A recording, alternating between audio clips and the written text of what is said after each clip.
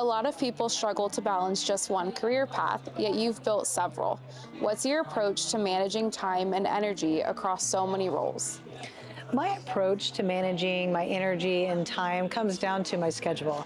I tell a lot of people, if it is not on my calendar, the odds of it happening are very slim, because I like to happen to my day.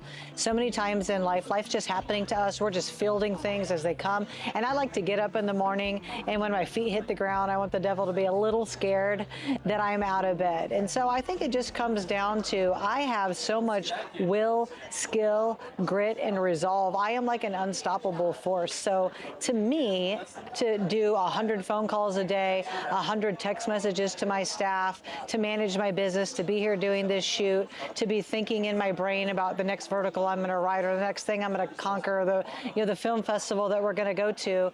It's like somehow I'm operating like 10 brains at once instead of 10% of a single brain. I've been able to partition things to where I really can be present for all things all the time. What's the biggest misconception people have about someone who appears to do everything? The biggest misconception people have about people like me who tend to have it all together and everything's always going my way and I can just do anything, Jill of all trades, they forget that I'm a human being and that I have feelings. The amount of bullying and harassment that I get from people sometimes is just wild.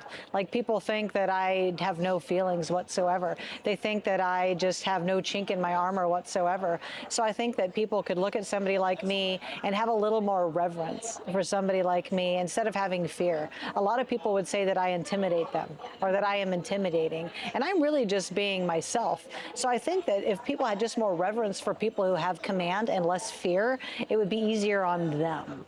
Do you ever feel pressure to slow down, or is momentum something that fuels you? I never feel pressured to slow down other than when I'm with my now 9-year-old, turned 9 this week, and he sometimes is like, Mommy, hey, I need a little bit more of you. I need a little bit more of your time. And now I do get up early in the morning and work out with him in the morning, and I work out with him at night, and I try to be as present as I can. But he's about the only person that I would slow down and take a moment for and put my phone away and not be thinking about something else when I'm sitting with him. But other than that, I got 10 open apps in my brain running all the time. I'm constantly trying to get better at what I do, get taller, better, faster, stronger, so I can deliver excellence for me, for my family, for my 230 employees, for all of you sitting here today. I take a lot of pride in being an employer, so I don't have the ability to slow down or have an off day. I have to show up because people rely on me to eat. So I gotta go full speed, balls to the wall every single moment of my life. Absolutely. You've been deeply involved in film, including producing and acting in projects like Bodyman. What do you enjoy most about being a part of the filmmaking process? The most fun thing I think about the filmmaking process is, for me, it's a business. Just like with VetCom, my business, or running for Congress, at one point it was an idea in my head, and then I brought it to life. So the fun part actually is the journey of making the thing, convincing people to take their roles, getting people's buy-in to direct it, getting somebody to buy it, to market it, to take these pictures that we're here now. Because you got to think, like with Bodyman and with the Hales, only a year ago was the first time I really decided I was going to make a movie, just a little over a year ago. Now I'm about to make my third thing, my second season of something, already written part of a second Bodyman, and it's only been a year. Like, I don't know what's next, but I'm going to tell you it's going to be a very exciting ride, because giving birth to something and seeing it in its final state is one of the most rewarding things you can do. So for me, this is just an extension of my entrepreneurial spirit. Absolutely. Your vertical series, The Hales, shows you're also exploring new formats for storytelling. What excites you about where entertainment is going? I think the most exciting thing about where entertainment is going is over the last few years, you've seen a really big uptake in the creator market. You're the everyday person, not a star, not a celebrity, not a hand-picked person who was placed somewhere, not because of nepotism, not because of any of these things. People are starting to create more, and the audiences actually are consuming creatorship at a higher rate than they are going to the movies and doing many other things. So The Hales is more in that vein. It's more like a creatorship type of thing that more people can participate in.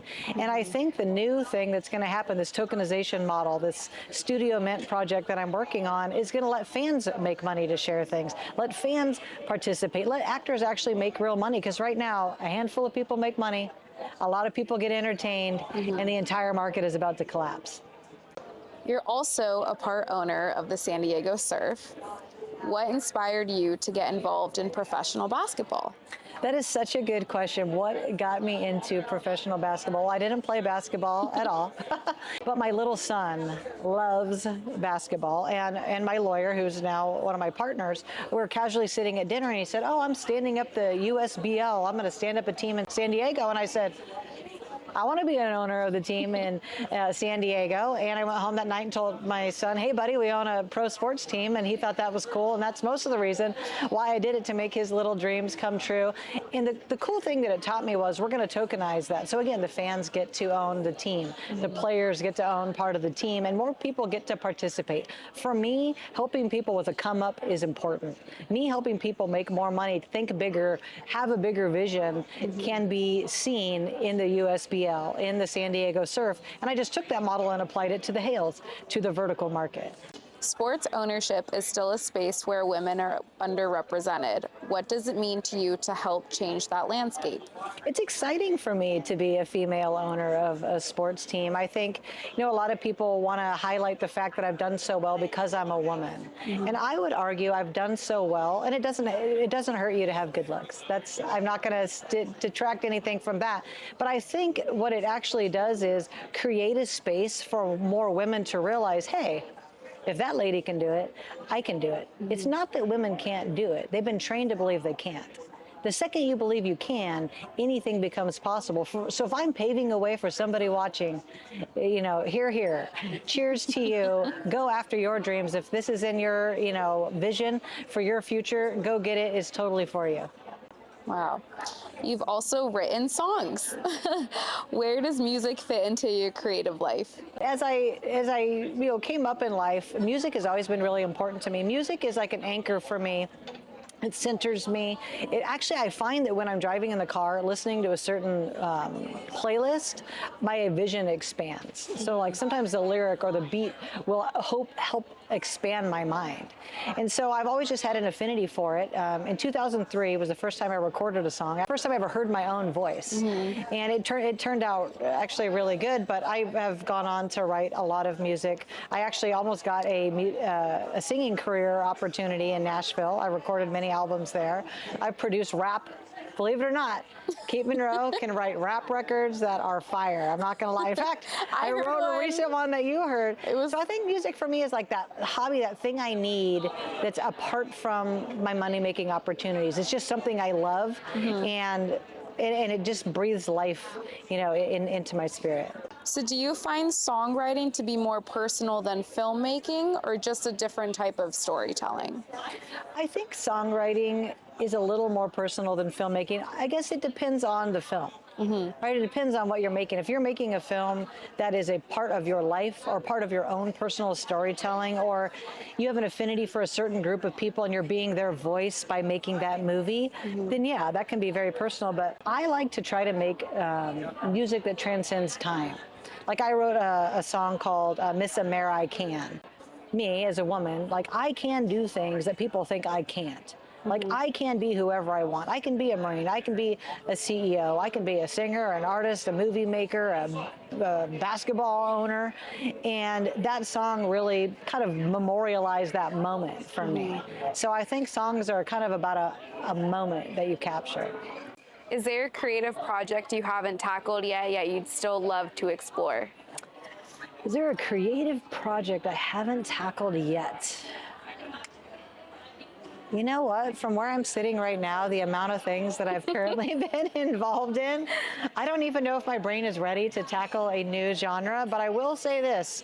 Catch up with me in a year, and I will have made so much more content, and I'm like machine learning all the time. So all of the things I'm working on right now, I feel like I'm where I'm supposed to be.